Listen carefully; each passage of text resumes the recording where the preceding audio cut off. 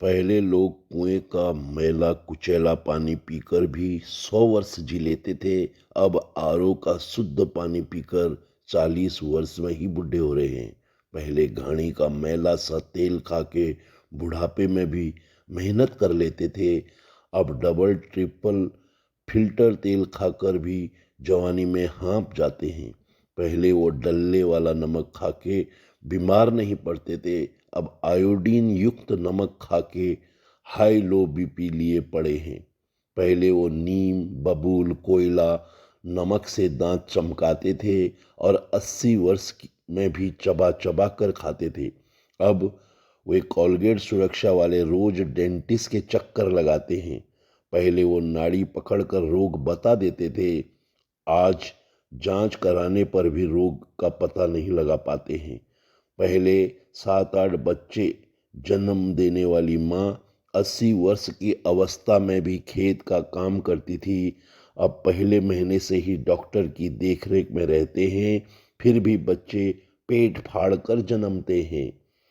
पहले काले गुड़ की मिठाइयाँ ठोक ठोक के खाए जाते थे। अब खाने से पहले ही शुगर की बीमारी हो जाती है। पहले बुजुर्गों के भी घुटने नहीं दुखते थे। अब जवान भी घुटनों और कंधों के दर्द से कहराता है।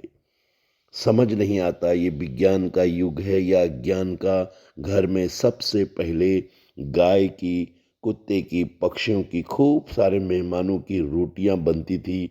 फिर भी घर का बजट संतुलित रहता था, न जाने क्यों। महिलाओं के लिए कोई जिम या कसरत के विशेष साधन नहीं थे, लेकिन फिर भी महिलाएं पूर्णतः स्वस्थ रहती थी, न जाने क्यों। घर कच्चे होते थे, कमरे कम होते थे, लेकिन माँ बाप कभी वृद्धाश्रम में नहीं जाते थे, न जाने क्यों। जितने खिलौने आज के बच्चों के पास हैं उतने नहीं होते थे, फिर भी हर खेल बहुत ही आनंदित करता था, न जाने क्यों। ये उन दिनों की बात है जब सोशल मीडिया नहीं होता था। ये उन दिनों की बात है जब बच्चे बड़े बुजुर्गों के पास बैठा करते थे, जब सब मिलकर एक साथ खाना खाया करते थे, जब सभी हंसी मजाक करते थे, जब सभी बच्चे शाम को खेला करते थे, जब पतंग कटने पर उसे लूटने की होड़ होती थी, जब सब तालाब में नहाने के लिए जाते थे। सारे यार दोस्त कितनी मौज मस्ती करते थे। समय की धारा में युग बदला, लोग बदले, प्राणी बदले। पहले पक्षी भी अपने बूढ़े माता पिता को चारा लाकर खिलाते थे।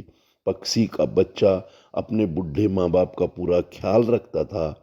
अपने बचपन का, माँ का, पिता का ऋण पक्षी चुका लेता था। बूढ़े माँ का पूरा ख्याल रखता था।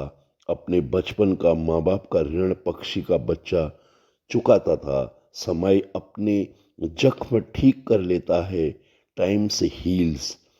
अगर ऋण चुकाता है और वह समय समय पर जख्म भी ठीक कर लेता है, टाइम से हील्स। अगर समय पर कोई घाव लग गया हो तो वो समय पर भर जाता था, ठीक हो जाता था। आज नदी नाले तालाब सभी सूख गए हैं। संग साथ सूख गया है। आंखों का पानी सूख गया है, लेकिन आस नहीं सूखने देती है। इन नदी नालों और तालाबों को अभी भी हमारी आस लगी है कि ये अवश्य एक दिन भर जाएंगे। गांव से बाहर रोटी कमाने के लिए अपनी जन्मभूमि को छोड़कर वो बाहर गए हुए हैं। इन तस्वीरों को देखकर त्योहार मना लेते हैं। आज सोचते हैं कि काश रोटियों की मजबूरी न होती तो वो भी अपनों के साथ खुशियां मना रहे होते। जाने कितने लोग हैं जो अपनों से हर साल अपनी जन्मभूमि से दूर रहते हैं, इसी उम्मीद में कि अगले साल अपनों के साथ होंगे। अब पनघट चक्की लुप्त होने लग गई है। पहाड़ों से पलायन के चलते गांव उजड़ रहे हैं।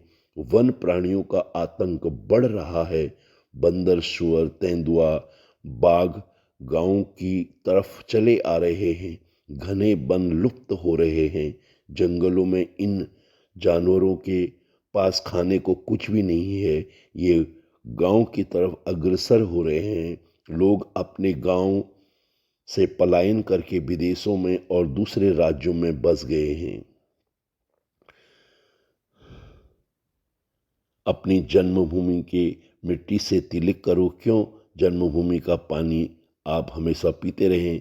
जिन गांव में आज आपका जन्म हुआ उस गांव के रास्ते आपको बुला रहे हैं। जरूर अपने जन्मभूमि में आकर इस माटी का तिलक लगाना। जिस रास्ते से आप आए उस रास्ते को जिंदगी में कभी मत भूलना।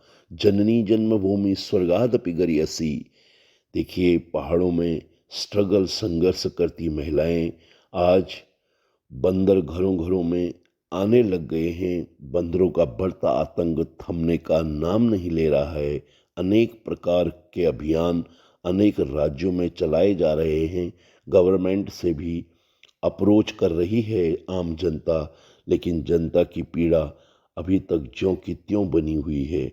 आज गांव खंडहर हो गए हैं। इन गांव में शहरों से लोग पिकनिक मनाने के लिए आते हैं, गांव का लुत्फ लेने के लिए आते हैं, लेकिन गांव का गरीब अपना घर बार छोड़कर दो वक्त की रोटी कमाने के लिए अपनी जन्मभूमि छोड़कर परदेश में नौकरी करने गए हैं। बड़ी विडंबना है आज के इस युग में